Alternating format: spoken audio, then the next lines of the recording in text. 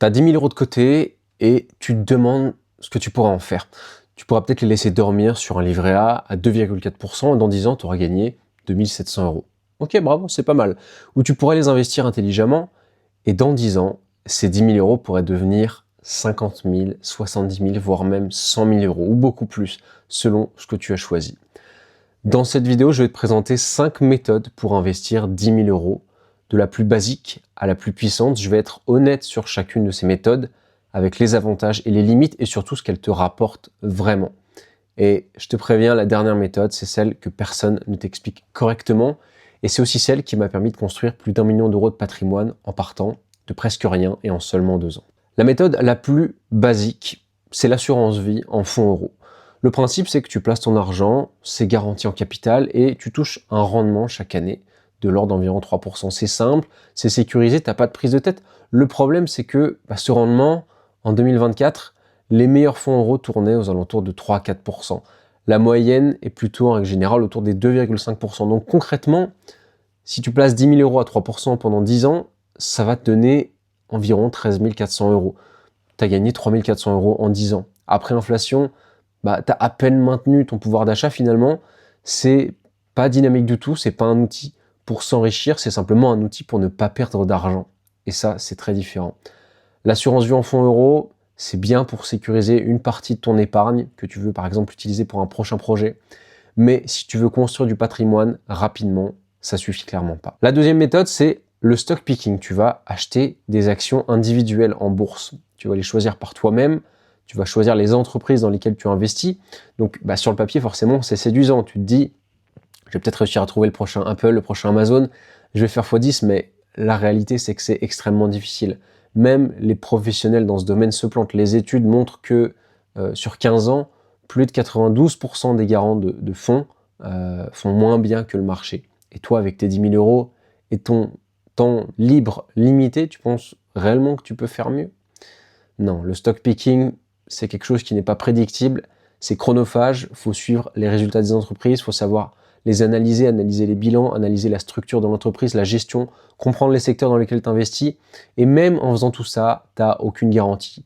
Tu as autant une chance de gagner gros qu'une chance de te planter et de tout perdre. Et entre les deux, tu as surtout une forte probabilité de sous-performer le marché en y passant des heures chaque semaine. La troisième méthode dont je veux te parler, c'est le crowdfunding immobilier. Le concept est simple, tu prêtes de l'argent à des promoteurs qui construisent dans le neuf ou à des marchands de biens qui font de la rénovation dans de l'ancien pour financer leur projet et en échange, tu vas toucher des intérêts à hauteur de 8, 10, 12%, parfois un peu plus. Ça paraît bien, sauf que ces dernières années, beaucoup de plateformes se sont cassées la gueule, beaucoup de plateformes ont fait faillite avec des projets en retard, des promoteurs en faillite eux aussi, des investisseurs qui attendent des mois, parfois des années pour revoir leur argent et qui parfois même ne le revoient tout simplement jamais. Et le problème du crowdfunding, c'est que tu n'as aucun contrôle réel sur les investissements, tu prêtes ton argent, tu fais confiance et après tu croises les doigts pour que ça se passe bien. Et si jamais le projet se passe mal, tu es en bas de la pile des créanciers, la banque passe avant toi, et même quand tout se passe bien, ton argent reste bloqué pendant 12, 18, 24 mois, tu ne peux rien en faire. Donc à mon sens, c'est pas réellement l'investissement, c'est du prêt et forcément, c'est risqué. La quatrième méthode, ce sont les ETF. Les ETF sont des fonds indiciels, c'est-à-dire c'est un panier d'actions qui va répliquer un marché. Par exemple, tu vas acheter un ETF Monde, qui est l'un des ETF le plus connus, qui va répliquer l'indice de milliers d'entreprises dans le monde entier d'un seul coup.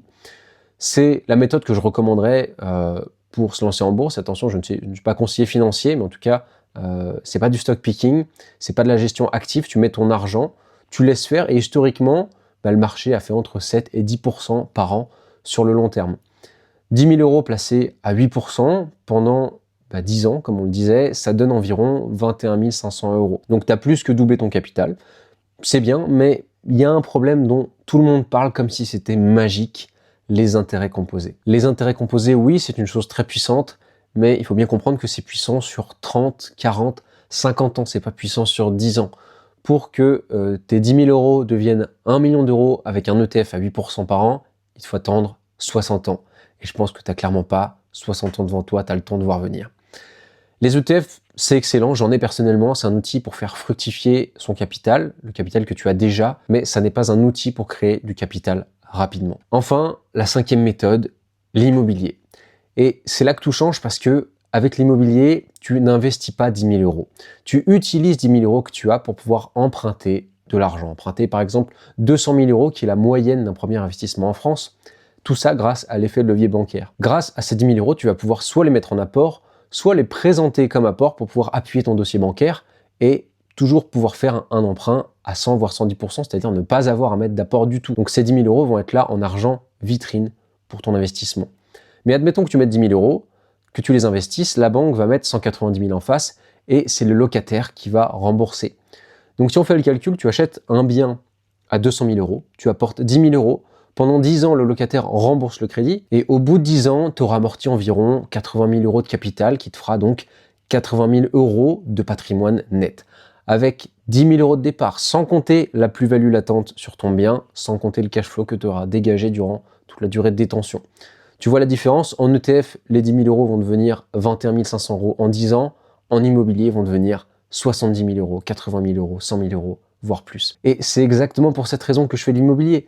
Pas parce que c'est simple, ce serait de mentir de dire que c'est simple, pas parce que j'aime gérer des locataires, j'aime gérer de la paperasse, remettre des quittances, rédiger des baux locatifs, mais parce que c'est le seul véhicule d'investissement qui te permette de créer du capital rapidement quand tu n'as pas de capital de départ. Maintenant, est-ce que je te dis de tout mettre en immobilier et de ne rien faire d'autre? Non, bien évidemment que non. La bonne stratégie à mon sens, c'est justement d'utiliser l'immobilier pour te créer du capital et une fois que tu as ce capital, tu le diversifies, tu le places en ETF, en assurance vie, dans un PEA, en crypto, pourquoi pas, dans de l'or, etc. Mais en tout cas, si tu as 10 000 euros aujourd'hui et que tu veux construire du patrimoine, commencer par les ETF en espérant ces fameux intérêts composés, c'est accepter d'attendre 30, 40, 50 ans ou plus avant de réellement voir la différence. Alors que commencer par l'immobilier, c'est accélérer le processus, c'est utiliser l'argent de la banque pour t'enrichir, et ensuite, quand tu auras du capital, tu le feras fructifier en bourse à ce moment-là. Donc soyons clairs, l'effet de levier bat nettement les intérêts composés quand tu n'as pas ou peu de capital de départ. Si jamais tu veux aller plus loin et apprendre à acquérir ton premier bien locatif rentable dans les 100 prochains jours, je t'invite à rejoindre le canal WhatsApp qui se trouve en description, sur lequel je publie du contenu que tu trouveras nulle part ailleurs pour y arriver. Sur ce, je te souhaite de passer une très bonne journée, on se dit à la prochaine.